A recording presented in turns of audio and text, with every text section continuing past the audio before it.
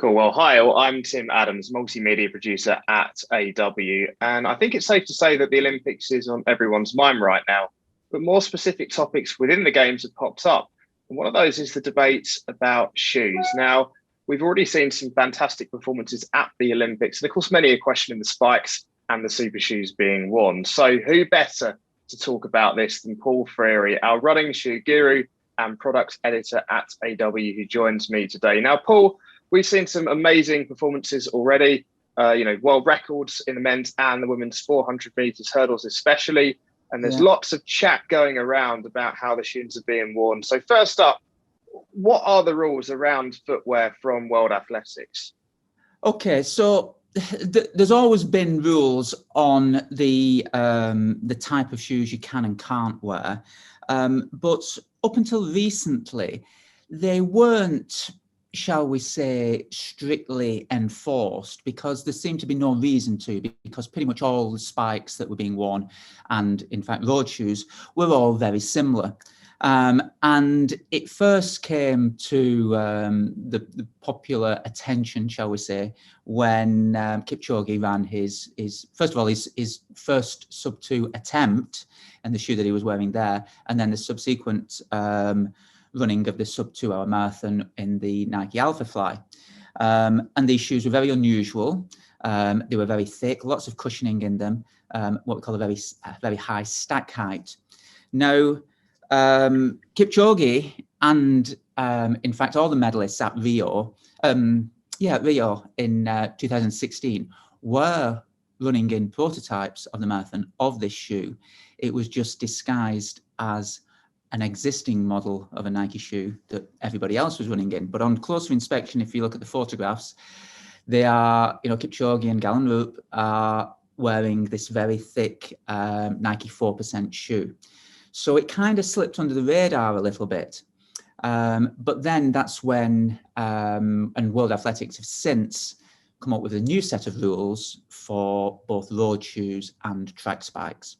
Now, on the road shoes, it means the stack height, the amount of cushioning in the heel. I'll show you. So this is a shoe from like 2000, the year 2000. The stack height is the depth of the cushioning here. So the limit for a road shoe is now 40 millimeters. Okay, so 40 millimeters thick. On spikes, well, previously they were always just a slither of cushioning, but these new super spikes started to be invented, and that's when actual rules to basically confine the amount of space you've got to pack the technology into came into place. And for track spikes, for less than 800 meters in distance, you're allowed 20 millimeters of cushioning. And if it's greater than 800 meters, you're allowed 25 millimeters of cushioning. Right. Now, in Tokyo at the moment, a lot of athletes are wearing the Nike Dragonfly spike. Now, incidentally, whilst it looks like it's got quite a lot of cushioning, it does come in at, I think, it's under 20 millimeters, because it is legal to be worn for the 800 meters as well. So you have got more cushioning in the shoe.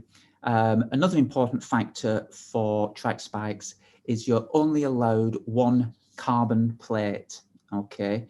Now, the Dragonfly, very popular distance spike, we'll call it, doesn't actually have a carbon plate. What it does have is the spike plate where the spikes fix, but it continues to run. I don't know if you probably can't see it. It's like the pink line. Yeah, it's the pink line within the shoe. So that's a single piece of plastic. It's a material called P-Bikes, and it's a very stiff, durable plastic, and that runs the entire length of the shoe.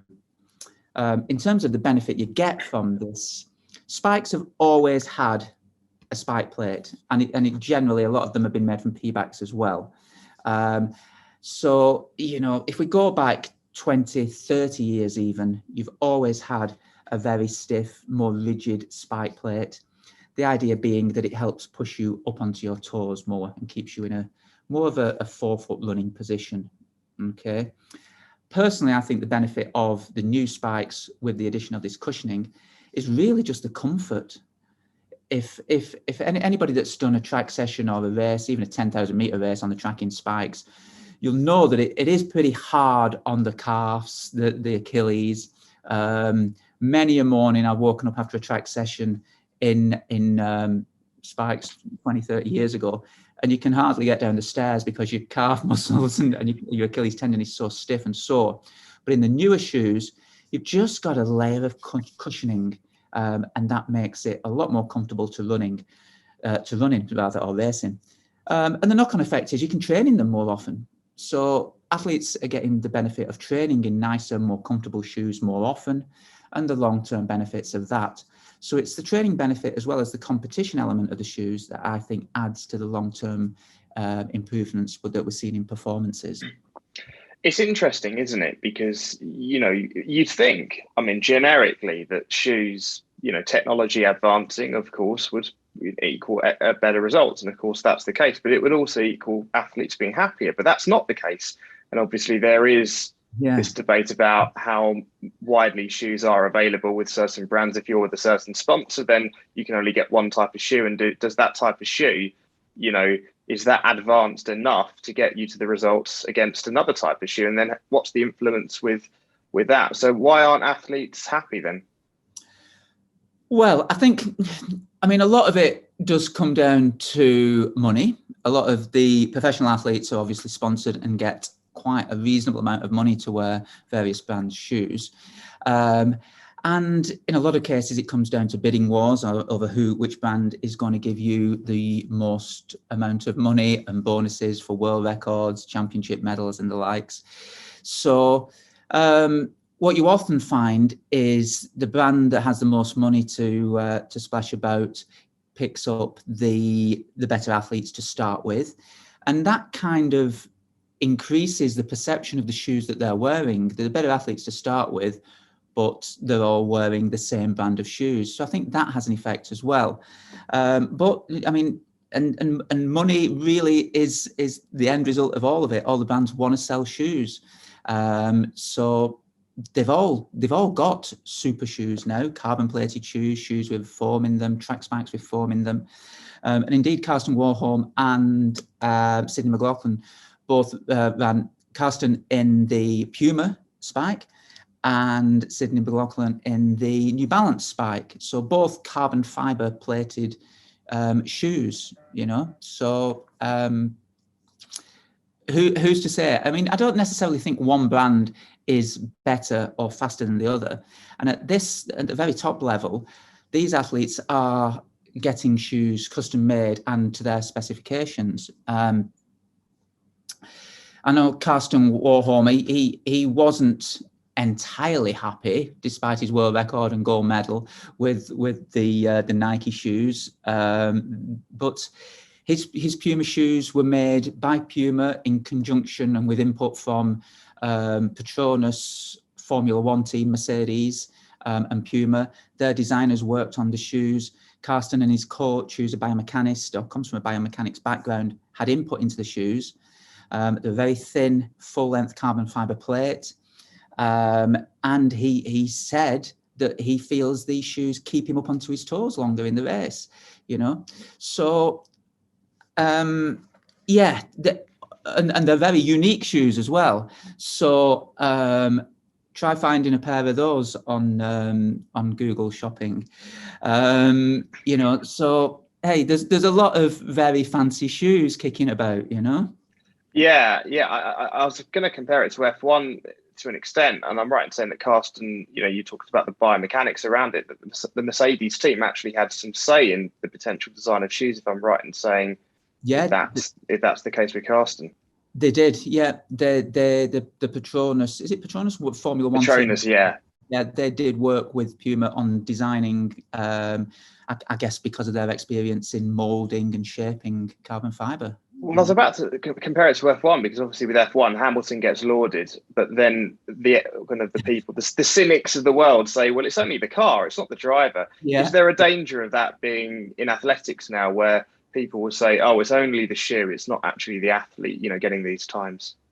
Well, there's always going to be critics. I'm not having a go. I like the shoes. I've got a pair. I actually bought those, so I wanted to try them and run in them and thought they would help me have one last go on the track.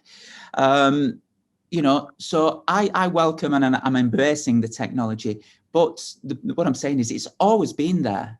Usain Bolt said that he wasn't happy about these new shoes coming along as well. But then, so this is Usain's shoe. Okay. So there it says it's one of his shoes. It's got his name and his little flag, and he's actually signed it as well. So I'm quite fortunate to have this. But it's got a full length plate and it's very, very stiff and custom made for Usain Bolt. So again, not widely available, but there's no doubt about it. That shoe you can see the spike plate, how it's elongated and there's these ribs in it. It does push you up onto your toes. So very specific and unique shoe, but the technology has been there, particularly in spikes, for a long time. And I think it's just the element of the cushioning that adds the protection and the comfort. And that the real benefit, like I say, comes in training, I believe, Okay, Well, rules, but if you're able to train in fast, comfortable spikes, 2-3 sessions during the week, you're going to get better performances. I mean, you raised Bolt there. I mean, even Bolt has had questions about the new Supershoes. Yeah, I guess because of the fact that his world records could go in the future. Yeah, I mean, yeah, it's crazy, isn't it? But his shoes were very fancy compared to shoes 10 years before him. So evolution. Yeah, and I mean, and the track as well. I was looking at the details of the track that they're using in Tokyo, and I believe this is a new surface. It's in the Mondo track surface. Is the top surface is the same, but it's been laid on a kind of a lattice work, so a kind of a crisscross bed underneath the top surface of the track.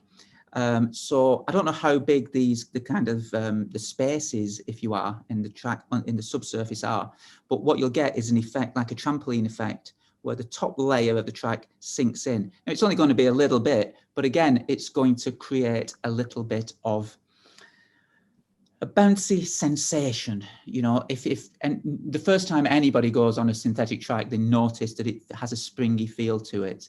And I think that's enhanced on this track in Tokyo. Of course, very few people are fortunate to experience that. But I believe that's the case. Yeah, and I have to ask you the question: do you think the times, like you go to Sydney's time, you go to Carsten's 55.94, which is kind of ridiculous that he took that much off the world record. How much of that do you think comes down to the athlete and then the shoes?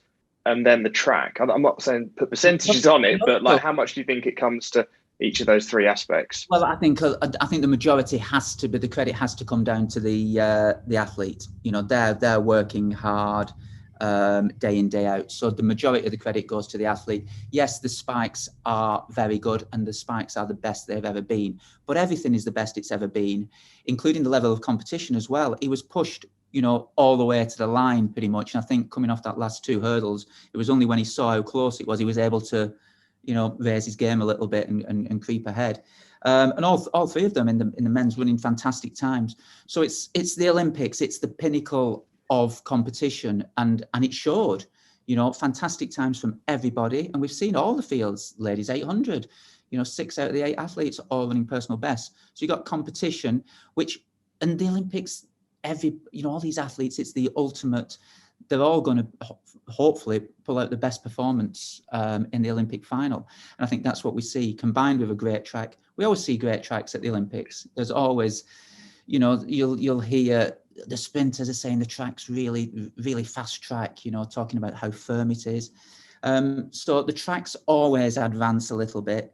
And I think, the athletes are working harder, they're training harder than ever. They've got the benefit of research and sports science. Everything goes into their performance. And I think it's a culmination of everything. But ultimately, it's the athletes that are doing the hard work. Well, I was about to say, you think to yourself, and I was saying this to Ailey Doe in an interview yesterday, that we potentially, these times could be pretty tough to beat. But then Hayward Field's the next World Championships. And then you think to yourself, well, you saw the US trials, and that was when the athletes were kind of 80, 90%, but they weren't 100%, Whereas in the World Championships, you'd expect them to peak at that point. So we may even see more Yeah. world records in Oregon next year. I'm sure you will, because, you know, Hayward Field is, you know, traditionally like the home of Nike and Bill Bowerman. And he, gosh, yeah, in the 60s, he was working on creating track surfaces, synthetic surfaces as well, in both indoors and outdoors. And he always strived on wanting the fastest track. So I'm sure there's been a lot of thought gone into that track. Hence why we've seen some great times already, and we will do next year.